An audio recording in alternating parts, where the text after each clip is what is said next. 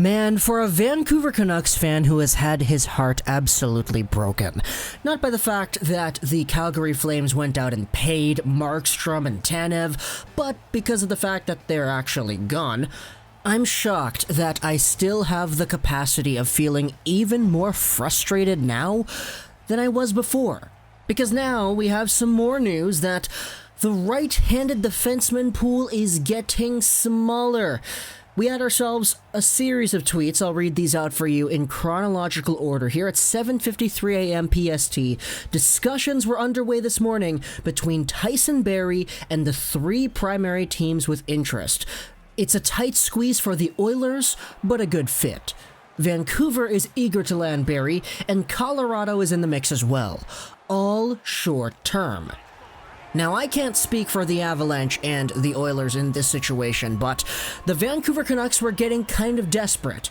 They just got Chris Tanev taken away because Calgary went and overpaid him. Then you have Jacob Markstrom, whom the Flames also overpaid too.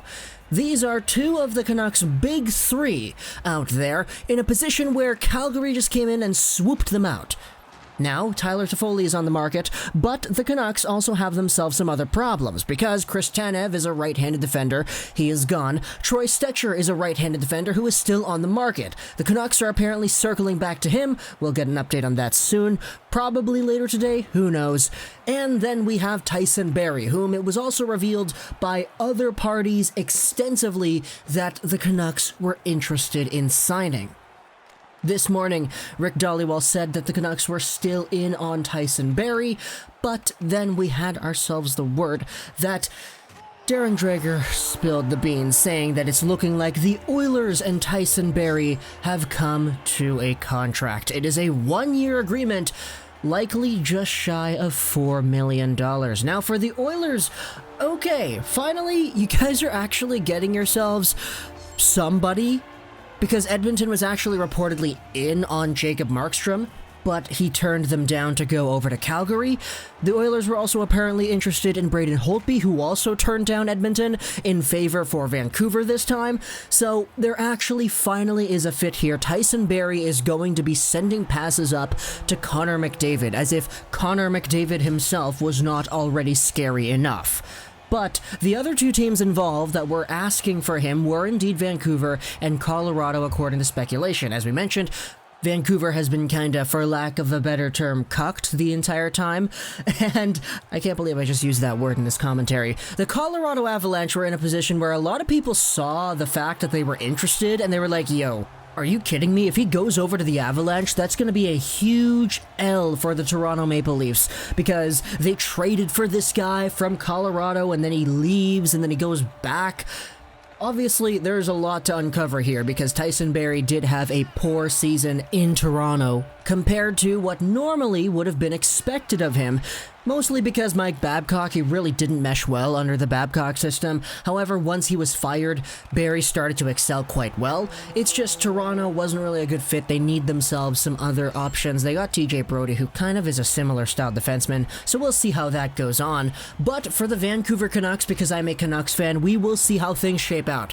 Because it was Tanev, nah, he's gone. It was Markstrom, nah, he's gone. It was Barrie, nah, he's gone. And now, the last one that actually looks like the Canucks might have interest in, at least according to all the media reports, is indeed Troy Stecher, whom apparently the Flames also have interest in too.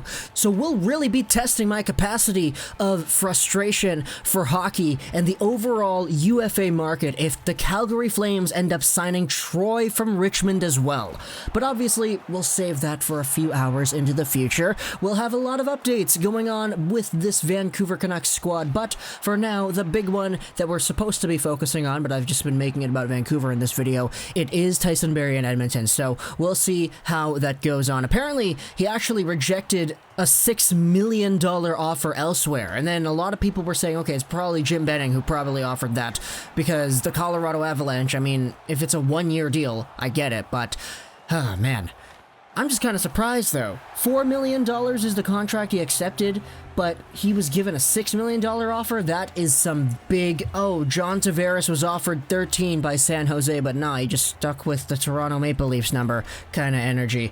But if it was Vancouver who offered Tyson Barrie a $6 million deal, as long as it was like short term, I would have been okay with him signing it. In fact, I probably would have really welcomed it. But nah, he takes a 1-year, $4 million deal instead. Gosh darn it, man. My frustration is through the roof. Talk to me in the comments what you think about Tyson Barrie going to Edmonton. Hope you enjoyed this video. So that's Troll99. And bye.